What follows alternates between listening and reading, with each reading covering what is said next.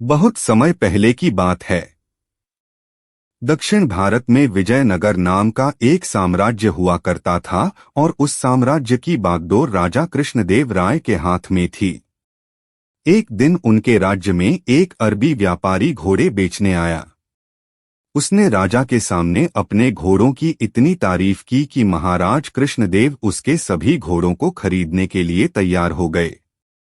राजा ने व्यापारी की बातों में आकर सारे घोड़े खरीद तो लिए, लेकिन उनके सामने अब एक बड़ी मुश्किल खड़ी हो गई। मुश्किल यह थी कि सभी घोड़ों को रखा कहाँ जाए। दरअसल घोड़ों की संख्या इतनी ज्यादा थी कि राजा का घुड़साल उन सभी घोड़ों को रखने के लिए बहुत छोटा था। इस समस्या से निपटने के लिए राजा ने एक उपाय निकाला और सभी दरबारियों के साथ पूरी प्रजा को हाजिर होने का आदेश दिया। राजा का आदेश मिलते ही मंत्रियों और राज दरबारियों के साथ पूरी प्रजा अपना सारा कामधाम छोड़कर राजमहल के बाहर जमा हो गई। इसके बाद राजा कृष्णदेव वहां पहुंचे और कहा, मैंने आप सभी को एक जरूरी काम देने के लिए यहाँ बुलाया है। इतना कहकर राजा ने सभी के सामने अपनी बात रखी, हमने अरबी घोड़ों की एक खेप खरीदी है। ये सभी घोड़े बहुत लाजवाब और बेशकीमती हैं, लेकिन अफसोस हमारे घुड़साल में इन सभी को रखना संभव नहीं। नया घुड़साल तैयार होने में करीब 3 महीने का वक्त लगेगा। इसलिए मैं चाहता हूं कि राज्य के सभी मंत्रियों और दरबारियों के साथ हमारी प्रजा भी 3 महीने के लिए इन घोड़ों की देखभाल करे। इसके लिए राज दरबार के खजाने से हर महीने सभी को एक एक सोने का सिक्का दिया जाएगा। महीने में एक सोने के सिक्के के बदले घोड़ों को संभालना और उनके चारे पानी का प्रबंध करना बहुत ही मुश्किल था, लेकिन कोई भी इस संबंध में कुछ न बोल सका, क्योंकि आखिर राजा का आदेश जो था। फिर क्या सभी एक एक घोड़ा लेकर अपने घर की ओर चल दिए। वहीं एक घोड़ा तेनालीराम को भी मिला। तेनालीराम बहुत ही बुद्धिमान और चतुर था। वह अपने घोड़े को ले गया और घर के पीछे घासपूस की छोटी सी घुड़साल बनाकर घोड़े को वहां बांध दिया। राज्य की सारी प्रजा राजा के क्रोध से बचने के लिए अपना पेट काटकर घोड़ों की खूब सेवा करने लगी।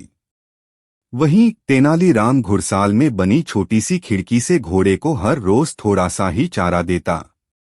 देखते ही देखते 3 महीने पूरे हो गए। समय पूरा होने के बाद सभी को राजमहल फिर से बुलाया गया। राजा का आदेश सुनकर सभी अपना अपना घोड़ा ले राजमहल पहुंच गए, लेकिन तेनालीराम खाली हाथ ही पहुंचा। तेनालीराम के साथ घोड़ा न देख राजा हैरान हुए और उससे घोड़ा न लाने की वजह पूछी। राजा के सवाल पर तेनालीराम बोला, महाराज घोड़ा काफी बिगड़ैल और खूंखार हो चला है, इसलिए अपने साथ लाना तो दूर मेरी उसके घुड़साल में जाने की भी हिम्मत नहीं हुई। तेनालीराम की बात सुनते ही राजगुरु बोले, महाराज तेनालीराम झूठ बोल रहा है, हमें खुद जाकर इस बात का पता लगाना चाहिए। राजगुरु की बात सुनकर राजा कृष्णदेव उन्हें खुद तेनालीराम के घर जाकर सच्चाई का पता लगाने को कहते हैं। राजा के आदेश पर राजगुरु तेनालीराम के साथ कुछ दरबारियों को लेकर उसके घर की ओर चल देते हैं। तेनालीराम के घर पहुंच जैसे ही राजगुरु की नजर वहां बने घुड़साल पर पड़ी, वह बोले, मूर्ख तेनाली, इस छोटी सी कुटिया में घोड़े को रखा है और तुम इसे घुड़साल कह रहे हो।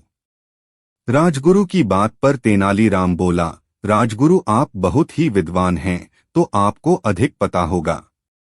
मैंने यह कुटिया घोड़े को रखने के उद्देश्य से बनाई, इसलिए इसे घुड़साल कह दिया, लेकिन घोड़ा सच में बहुत खूंखार हो गया है, इसलिए पहले आप उसे खिड़की से झांक कर देख लें, उसके बाद ही इस कुटिया के अंदर जाएं।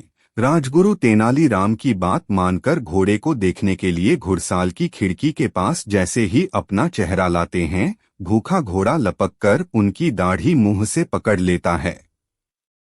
राजगुरु अपनी दाढ़ी को छुड़ाने की काफी मशक्कत करते हैं, लेकिन असफल रहते हैं।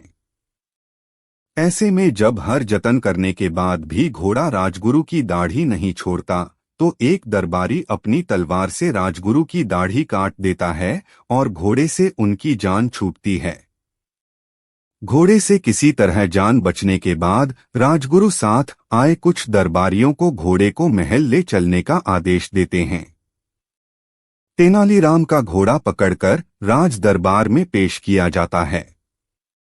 3 महीने से घोड़े को ठीक से चारा पानी न मिलने की वजह से वह बहुत ही दुबला-पतला दिख रहा था।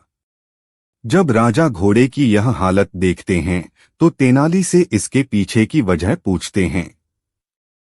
राजा के सवाल पर तेनाली जवाब देता है, मैंने घोड़े को हर रोज थोड़ा ही चारा दिया, जिस प्रकार आपकी प्रजा कम भोजन में गुजारा करती है। इस कारण घोड़ा कमजोर और बिगड़ैल हो गया। तेनालीराम ने कहा, राजा का धर्म प्रजा की सुरक्षा और देखभाल करना होता है, न कि उन पर अतिरिक्त बोझ डालना।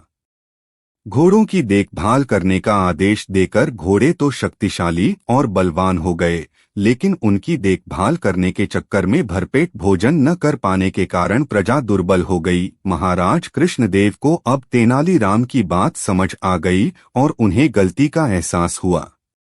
उन्होंने अपनी प्रजा से इस गलती के लिए क्षमा मांगी और तेनालीराम की बुद्धिमानी के लिए उसे सम्मान के रूप में इनाम दिया। तेनालीरामा और खूंखार घोड़ा कहानी से सीख मिलती है कि कोई भी फैसला लेने से पहले अच्छी तरह सोच विचार कर लेना चाहिए, ताकि उसके दुष्परिणाम किसी और को न भुगतने पड़ें।